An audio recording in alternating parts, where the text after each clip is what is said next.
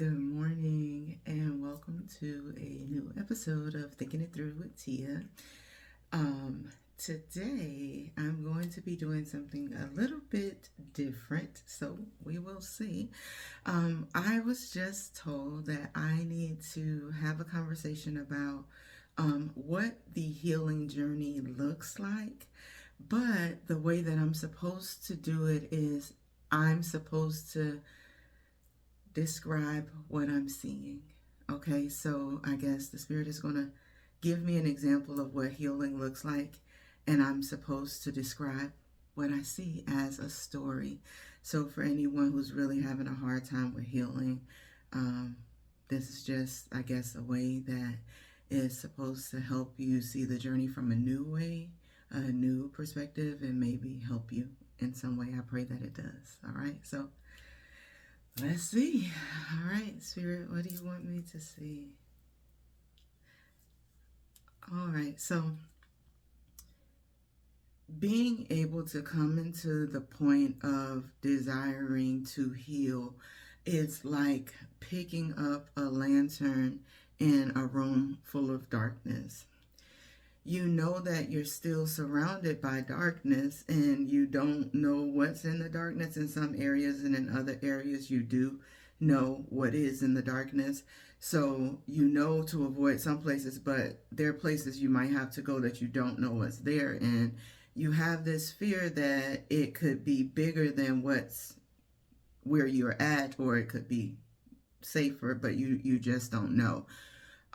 Understanding the state of healing means that in order to better see what's hidden in the darkness, you need to be able to further ignite your light, right? So as you come into understanding that I don't like the way that I feel, I don't want to feel this way anymore, I don't want to go through whatever it is that I'm going through anymore. I can't take it. How do I change, right? It's like realizing that I have to, one, believe that change is possible, right?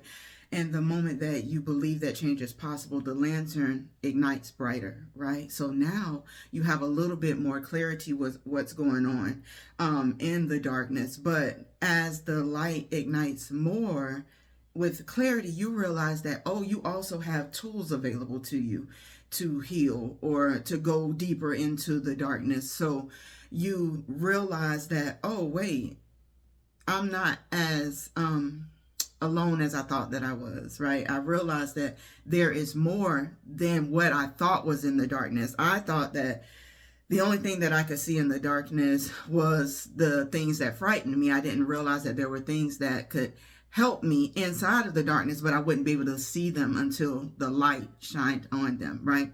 So you learn to forgive. Let's give this as an example of another way to charge up your light. So you learn to accept forgiveness in a new way, and now your light ignites even more, and you're like, okay, well, if I want to forgive, then guess what I'm going to get? Reasons to forgive. I'm going to have to learn to forgive the people that have hurt me, forgive the people that don't apologize, forgive myself for the things that I did, forgive myself for not walking away when I should have, forgive myself for not saying what I truly felt, forgive myself for the things that I may have done to hurt somebody else or the things that somebody else has done to me, right? So now I get more ignited, and then you start to go deeper into the darkness or the things, let's say, what you need to heal, and you find that, wait, there's other help here too, right? Because you find a better relationship with God, right? You find a better relationship with yourself. You learn that there are tools, like you can go to therapy, you can go and find, you can Google it if you need to. You could use YouTube videos, like these types of videos, but you have to realize you're not alone, right? So that way you realize that, wow, I'm not alone. And now you feel more and more empowered to dig into the darkness.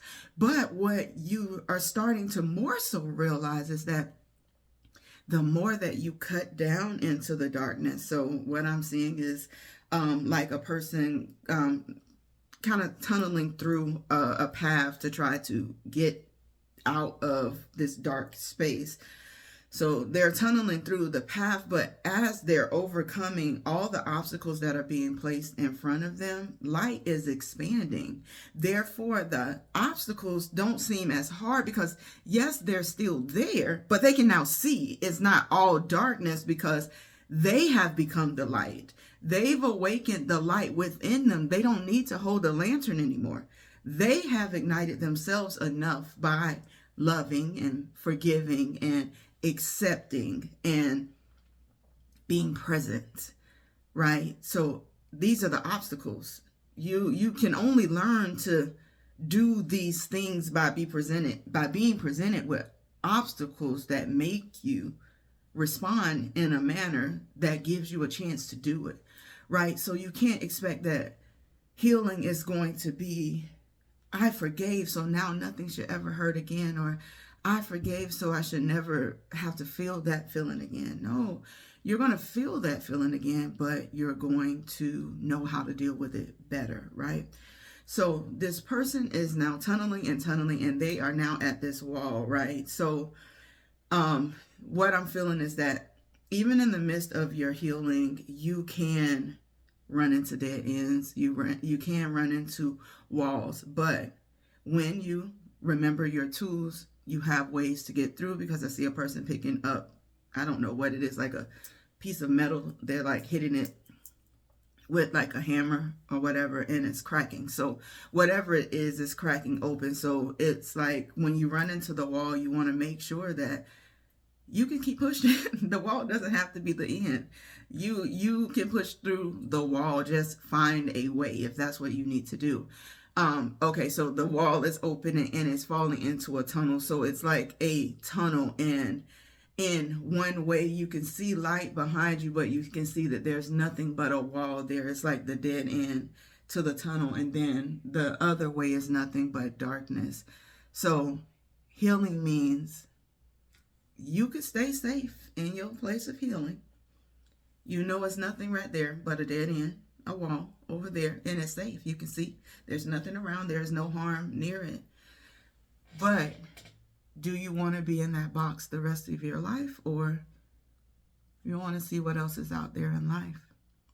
You know that there has to be more because you've lived before. So you know that life is more than this box, and that box is no different than the other box you were in, except it has light. It's still only a wall, and there's still darkness there. You don't know what's there. You don't know what could come out of that darkness. You don't know. So what I'm seeing is that it's going to take courage to decide to step out of that comfort zone and trust that you are the light. You are supported. You have the tools you need. And as you progress down that tunnel of darkness, it will become light. You will see as you go. And there may be things that you see you don't like, right? But you're equipped. You have what you need to make it through. And then I'm seeing that there is a point where now you see nothing but darkness in front of you and darkness behind you. And you're going to be faced with needing to make a decision. Do I keep going or do I stop? Right? Do I go back or do I go forward? Well, you know what's there back. You don't know what's forward, but you do know it's a tunnel, right? And you do know that tunnels have to have an opening, right? A tunnel wouldn't be completely closed. It has to have an opening, right?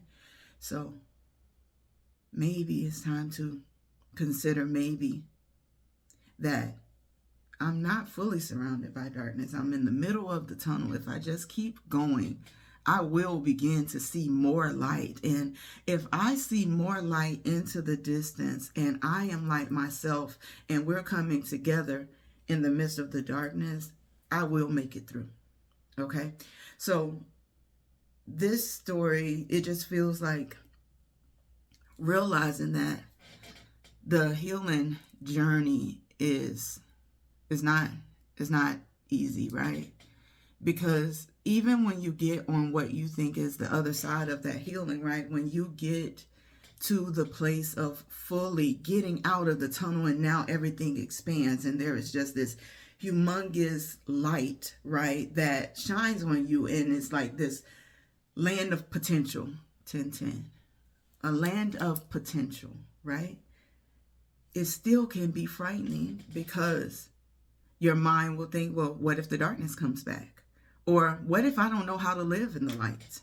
Or what if this doesn't feel comfortable to me? Or what if I lose everything I know? Or what if I got to start all over? Or what if I got to do all of these things that I don't like? Well, the choice is yours. Do what you want, right? In the end, it's still your choice, right? But what I'm hearing is that where you're at, if you're at a state of, the word is fed up, is that I'm hearing. If you're at a state of being fed up, discouraged, down and out even, right?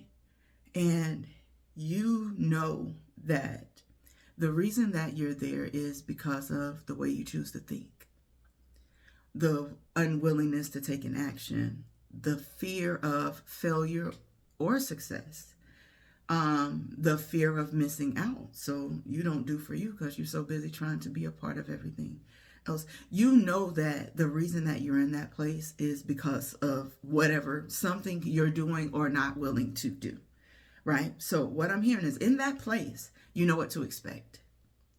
You know that you might tell yourself over and over things will change, but you know nothing changes if nothing changes, right? So if you're not willing to change, but you believe that things will change, then you are living in a cycle that you might need to kind of dig into to get yourself out of, right? Because change has to occur for things to change, right?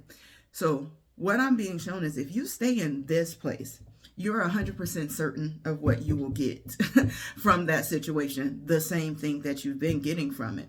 But we fear the thing that we don't know because we don't know what we could get. But there is a 50-50 chance, at least. I mean, and if you really think about the magnitude of possibility, is even more than a 50-50 chance. But let's just say there is a 50-50 chance that you could get more of what you had, right? But you also could step into something you've never saw before that could be the very best thing that ever happened in your life. It's about deciding, what are you willing to put into it for yourself? What do you hope to gain? What are you more afraid of? Healing or staying the same?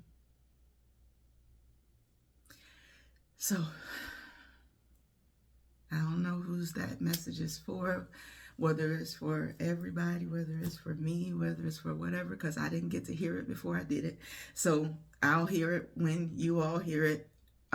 So just know that I truly pray that this touches whoever is needed, and it does take a lot of vulnerability to allow myself to be seen this way. But if it helps someone to heal, then I pray that whoever needs it receives it fully. And I wish everyone a wonderful, wonderful day.